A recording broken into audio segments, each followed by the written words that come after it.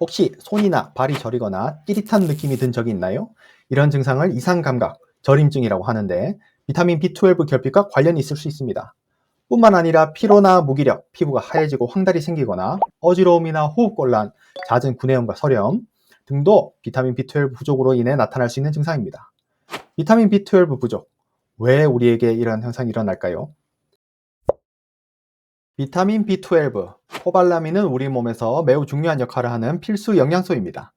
특히 신경보호막, 수초 형성에 관여하는 보조효소로 작용하는데 이 보호막이 건강해야 신경신호 전달과 신경 기능이 원활하게 이루어질 수 있습니다.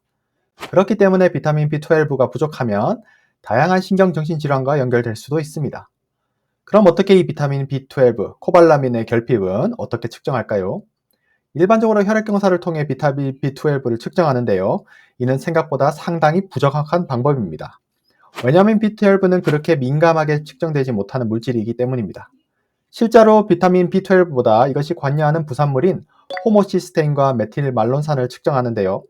B12가 부족한 환자의 95%에서 혈중 메틸말론산과 호모시스테인의 수치가 상승하는 것을 볼 수 있습니다.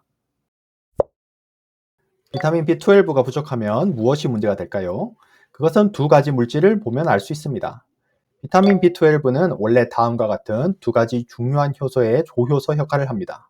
DNA 합성과 신경 전달 물질 조절에 관여하는 메티오닌의 생성 효소와 지방산의 대사 및 신경세포의 수초 형성에 필수적인 메틸말로닌 코에이지 뮤테이즈가 그것입니다.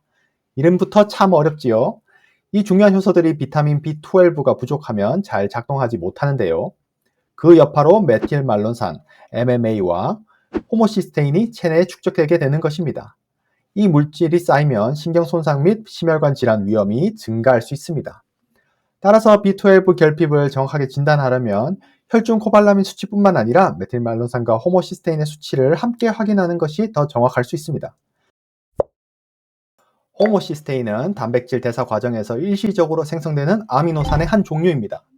우리의 몸은 필수 아미노산인 메티오닌을 분해하는 과정에서 호모시스테인을 생성합니다. 하지만 정상적인 조건에서는 호모시스테인이 빠르게 다른 물질로 전환되며 체내에 축적되지는 않습니다. 일반적으로 혈중 호모시스테인 수치는 15 마이크로몰 이하로 되게 낮게 유지되는 것이 바람직합니다.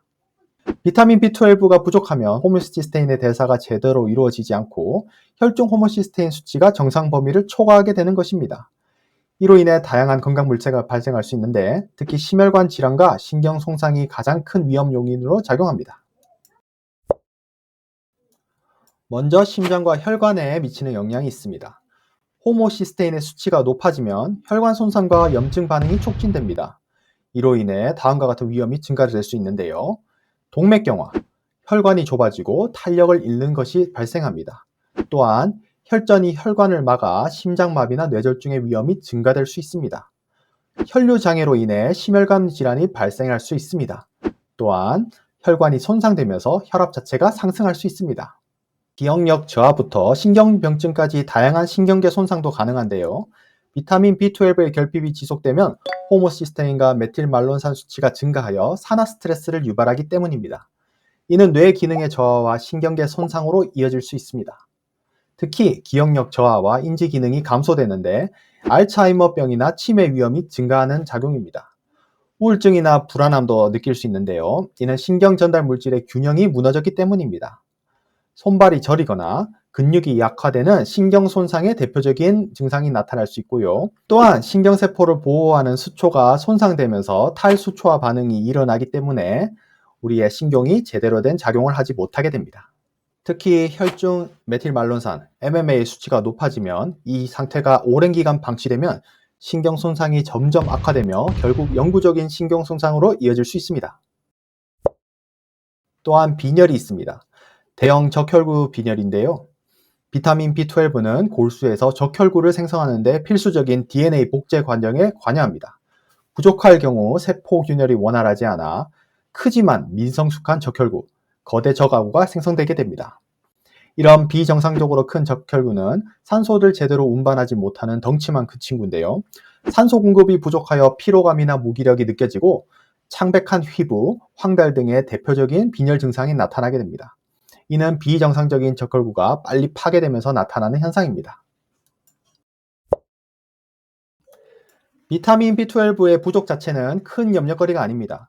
대신 그것이 없어서 생성되고 쌓이는 체내 나쁜 부산물들이 원인입니다. 오늘은 그 대표적인 물질인 호모시스테인과 메틸말론산을 통해 비타민 B12가 부족할 때 일어날 수 있는 다양한 증상들을 이해해 보았습니다. 만성적이고 지속적인 비타민 B12엔 결핍에서 일어나는 증상들이라 간단한 식습관 개선 등을 통해 쉽게 해결할 수 있는데요. 이 코발라민, 비타민 B12 부족은 식습관과 깊은 관련이 있습니다. 주로 고기, 생선, 달걀, 유제품 같은 동물성 식품에 비타민 B12가 많이 들어있기 때문에 이런 음식을 자주 먹지 않는 사람들은 결핍 위험이 높아집니다. 특히 간과 같은 내장육에는 비타민 B12가 풍부하게 들어있지만 채식주의자의 식물성 식품에 비타민 B12가 거의 없기 때문에 부족해지기 쉽습니다. 또한 가공식품 위주의 식단도 문제가 될 수 있는데요. 이러한 음식들은 영양소 자체가 부족한 경우가 많아 비타민 B12 섭취가 충분하지 않을 수 있습니다. 음식만으로 이것을 충분히 섭취하기 어렵다면 보충제나 비타민 B12를 따로 넣은 강화된 식품을 통해 보충하는 것이 좋습니다.